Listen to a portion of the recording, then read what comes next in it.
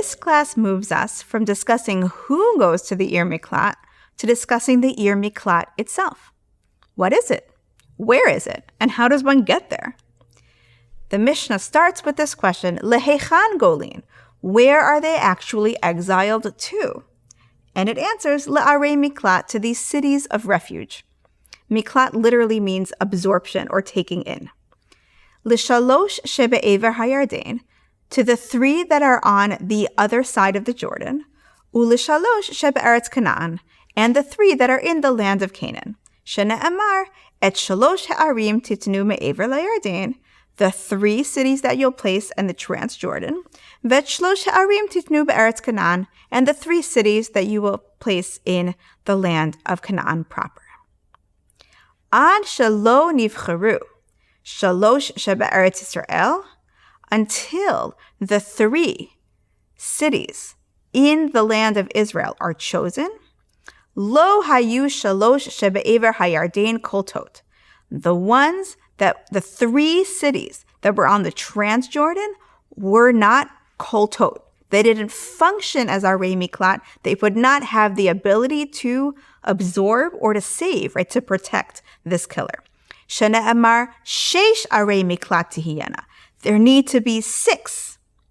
Ad shehayu sheshtan koltot ke'achad. They don't work until all 6 of them are able to work together as a system. So if you're following history, right, we start on the Transjordan and then we cross the Jordan and move into the land of Israel. So the ones that were in the Transjordan were set up first, and then after the conquering of the land of Israel, then we were able to set up the next 3. And I like to imagine it as kind of a network, right, where there's circuits. And when you flip the switch, all 6 light up. If you don't have the last 3, then you don't have everything connected, and therefore none of them are able to function. Now, we're going to skip ahead to 10a, which brings a braita that discusses the features of the Ir Miklat. This braita is going to be introduced with the word gufa. Gufa is a term used when a text that was brought earlier as part of argumentation is brought back because the Gemara wants to look at it and examine it on its own terms. So gufa means the thing itself. Let's go back to something that was used instrumentally and look at it on its own terms. Gufa, the thing itself. Arim halalu, these cities. Ein osinotan lo tirin katanin, velo krachin gedolim, ela ayarot benoniot. The Goldilocks rule of cities. We don't make them as small towns. We don't make them as very large cities. Rather, they're small, medium-sized villages. Ve'ein moshivinotan ela b'makom mayim. And we only place them in an area that has water. Ve'im ein shamayim, and if it's a place that doesn't have easy access to water, mivi'in lahem mayim. Then we make sure that we bring water to them. Ve'ein moshivinotan ela b'makom shvakim, and we only place them in areas that have markets. Ve'ein moshivinotan ela b'makom ochlusin, and we only place them where there is a surrounding population. Nitma'atu ochlosehen, let's say this area becomes less popular and people start moving away. Mosifin alehen, we actually are going to import a population. Lahosif means to add. Nitma'atu diurehen, what about the people living inside the city? If the residents of the city have gotten smaller in number, mivi'im lahem kohanim levi'im Yisraelim, that we bring them the whole mix, kohanim, levi'im, and Yisraelim. Ve'ein mochrin bahen lochle zayin ve'lochle metzudah. And even though we need to have markets, these markets do not sell everything. We do not allow them to sell weapons or things used for trapping animals. Divrei Rabbi Nechemia, that's the opinion of Rabbi Nechemia. V'chachamim matirin, but the sages allow it.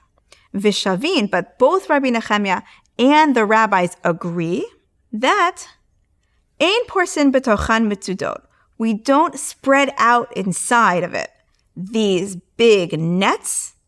Ve'ein Mafshilin letochan chavalim, and we don't use them as places where you twist ropes, something also that requires a lot of space. Kidei shelo tehei regal goel hadam mitzuyasham, so that there shouldn't be an excuse for the goel hadam to be found there, literally so that the leg of the goel hadam will not be found there. And then Rabbi Yitzchak brings a proof text. Ma'ikra, what is the verse that teaches me all of this?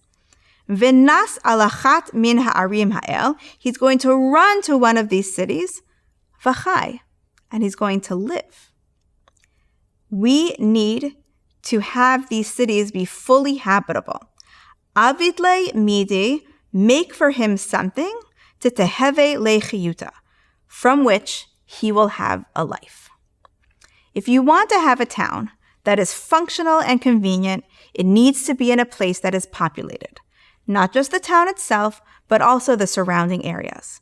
And the end of the Breita recognizes that even if you intend to make the cities habitable and neutral and completely functional, it still might be a place where people don't want to live. Rabbi Nehemiah and the Chachamim argue about whether or not we can sell violent weapons in the city. One possible way of reading this is that it is about the accidental killer. Maybe he has something about him that would make it unwise to have weapons around. The position of the Chachamim is clear. The Ir Miklat is supposed to be a normal city. And the killer, once he is inside it, is assumed to be a normal resident. Rabbi Nehemiah's perspective is less clear. He doesn't want there to be weapons in the city. Is that because we've already seen that the killer is probably accident-prone? Or at the very least, a little unlucky? Or is it that he still harbors suspicions that sometimes something that looks accidental isn't? And maybe the killer is fundamentally someone who we still suspect of willingly committing violence. The other possibility is that Rabbi Nehemiah prohibits selling these violent weapons because of a concern related to the Goel Hadam. And this is how Rashi understands this prohibition. Maybe the Goel Hadam wouldn't be so brazen as to enter the city armed. So therefore, we also need to make sure that there's no way for him to arm himself once he arrives. They agree, however, that spreading out nets and making ropes might invite the Goel Hadam. Rashi's perspective is that ropes and nets are always associated with violence, albeit less overtly. So the Goel Hadam could easily cause trouble with them without arousing suspicion. But I wonder if it's maybe a bit more simple. The Ir Miklat is intentionally designed to be an average city. If every city has a Target and a CVS and a Starbucks, then the Goel Hadam has no reason to specifically come to the Ir Miklat to get his latte. So if he is in the Ir Miklat just to go shopping or the like, all eyes would be on him. However, the manufacture of ropes and nets requires a lot of space and a lot of manpower and is not something that will be done in every city and all the time. Maybe we don't do that kind of work in the Ir Miklat because it is specialized and would provide a reason for the Goel Hadam to come to the city without arousing the appropriate suspicion. Now we're going to go into the Gemara, and Rabbi Yitzchak is going to ask, what is the source in the Torah for all of these requirements about the Ir Miklat? The Torah itself doesn't talk about markets and what you can sell in the Ir Miklat. How do we know the size of the Ir Miklat from one of the verses in the Torah? So Rabbi Yitzchak says, what's the pasuk that all of this is fundamentally based on? V'nas el achat min ha'arim ha'el v'chai. That he, the Rotseach, runs to one of these cities and he lives there. From that we know, avid le mide tetehavi lechiyuta. Do something for him that will be for life. Make it a habitable, normal city. Not a city that's been depopulated, not a city that's tiny, not a city that's enormous, a normal place where a person could live. Rabbi Yitzchak's proof text seems to be designed for the first half of the Breita. Why does a city need to have all of these provisions? It needs to be a place where the accidental killer can live. But maybe it also applies to the second half of the Breita. He can't actually be living if he is still in constant fear of his life. So both the provisions of markets and water and the prohibitions against the sale of weaponry, it enables him to actually live. Now, the Gemara is going to bring another Breita, which continues on this theme of what it really means to live, and that includes the ability to continue to learn Torah. Tana, we teach. Talmud shegala, if you have a Torah student who is sentenced to exile, migalin rabo imo. His whole educational infrastructure, his teacher, is exiled along with him. Shen amar v'chai, because it says he has to live. Avid le'mideit is a heavy le'chiyuta. You have to do for him something that's going to enable him to live. Amar Rabbi Zera, and so Rabbi Zera says, based on this, mikan, from here, shelo yeshana adam le'tamid she'eno hagun, that you need to be very careful about who you're going to take on as a student. From here, we learn that a person should not teach to a student who is not appropriate. Rabbi Zera's statement assumes that there is a reason why someone becomes an accidental killer. On some cosmic level, they deserve to be exiled. And that's why the teacher needs to be careful about who they're going to take under their wing. There's actually a kind of person who might become an accidental killer, and the teacher needs to be wary, and a part of the admissions process has to be checking to see this propensity. We'll return to this concept in the next session. But regardless, it's good advice. If your fate is going to be entwined with someone else's, make sure you are aware of who they truly are and that you are willing to make that sacrifice. Rabbi Yochanan switches the focus from the student to the teacher. Harav shagala, if you have a teacher, a rabbi who is exiled, megalin yeshivato imo, his entire school is exiled along with him. And then we say, ini? Wait, is that really the case? Is this something that Rabbi Yochanan could have really said? Veha amar Rabbi Yochanan, but didn't Rabbi Yochanan say elsewhere? Minayin l'divrei Torah shehein koltin. From where do we know that it's actually the words of Torah that have this absorbing, protective quality? Shene amar et betar b'midbar, etc. Uchtiv batre, and is written right after it, v'zot haTorah.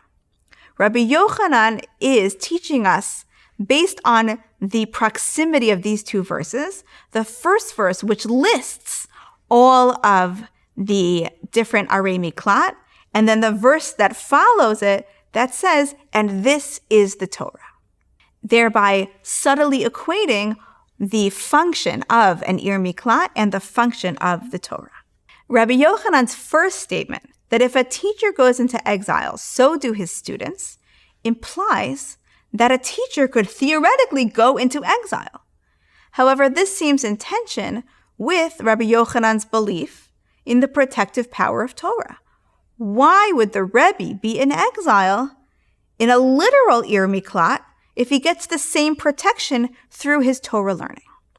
And then we say, lo kasha, this is actually not a contradiction. Rabbi Yochanan can say both things. Ha be'idna da'asik ba. This is talking about a time where he is actively engaged in it, engaged in the Torah. Ha be'idna de lo asik ba. This is talking about a case where he's not actively learning. So the Torah protects you as you are actively engaged in Torah study. It doesn't categorically protect a person who is very knowledgeable. Even the greatest of Torah scholars will have moments when they are not actively engaged in Torah study, and everything in a person's life can change in that one moment. Now the Gemara proffers another explanation, another way to resolve what seems to be a contradiction within Rabbi Yochanan's own opinion. V'i bait ema. And if you want, say, my koltin. What does Rabbi Yochanan mean when he says that the words of Torah protect? They don't protect in the same way as the ir miklat. They don't protect from the goel hadam. What they protect from is the malach hamavet, They protect you from death. This new resolution suggests that the Torah protects in a metaphysical way for metaphysical things. It can protect the learner only from the supernatural killer, the angel of death. It can't protect the killer from the Goel Hadam, who is a human being with their own agency. So anyone who kills by accident, even a Torah scholar, needs to go to the Ir Miklat to be protected from other humans. The Torah only protects you from death at the hands of God, or God's angelic messenger, not from another human being. And now we have a corroborating story. Kihad de Rav Chisda, like this story that we have regarding Rav Chisda. Havayativ v'garis b'vei Rav. He was sitting and studying in the yeshiva. V'lo havakayachil shlicha de malacha de mavta lemikrav legabe. And the emissary, the angel of death, was not able to get close to him, was not able to overcome him. Delo hava shatik pume migirsa, because his mouth was never silent from learning. Salik, so the Malach HaMavet got up, right? He climbed up, Viyativ, and he sat, A'arza de Beirav, on a cedar tree that was behind the school. Paka Arza, this tree branch snapped, Vishatik, and that made Rav Chisda go silent, V'yachile, and then the Malach HaMavet was able to overcome him. We can see from the proof text, the story about Rav Chisda, that even though this is brought as a different way to resolve the internal contradiction in the opinion of Rabbi Yochanan, it actually builds off of the assumption in the first resolution. According to the first resolution, Torah study only protects you while you are learning. And in this story as well, the Torah only protected Rav Chisda while his mouth was moving, while he was actively learning. It is also worth noticing that the assumption underpinning the first opinion we saw of Rabbi Zera, where he cautioned the teacher from taking on a student who isn't quite right, his opinion is that there is something off with the accidental killer, something he must have done wrong that brought such a horrible event to happen through him. And Rabbi Yochanan's opinion is kind of the mirror image of that. If you are a good person, then the system of the Ir Miklat will be irrelevant to you. And Rabbi Zera says, if you are a bad person, then the system of the Ir Miklat will become relevant to you. Either Rabbi Yochanan buys into Rabbi Zera's premise that a Torah scholar would never suffer the fate of having killed someone, or because he rejects Rabbi Zera and says that the Torah won't prevent you from having accidents that harm others, but you yourself will be protected from any consequences, and the Torah you learn will protect you. If we think that Rabbi Yochanan indeed disagrees with Rabbi Zera's assumption, and he believes that a Torah scholar can come to kill, but will be safe from the Goel Hadam, then Rabbi Yochanan is also taking a very specific stance on the nature of the Ir Miklat. Fundamentally, according to this, the Ir Miklat is a place that is for the protection of the Rotzeach. If a Rotzeach who is otherwise protected won't find himself in an Ir Miklat, that means that galut to an Ir Miklat, according to him, is not always necessary and is not a punishment of any kind. In the next session, we will see that this is not the dominant approach and witness the transformation of the Ir Miklat from a place where people go to run away from their pursuers to an administrative court that decides cases of manslaughter and murder.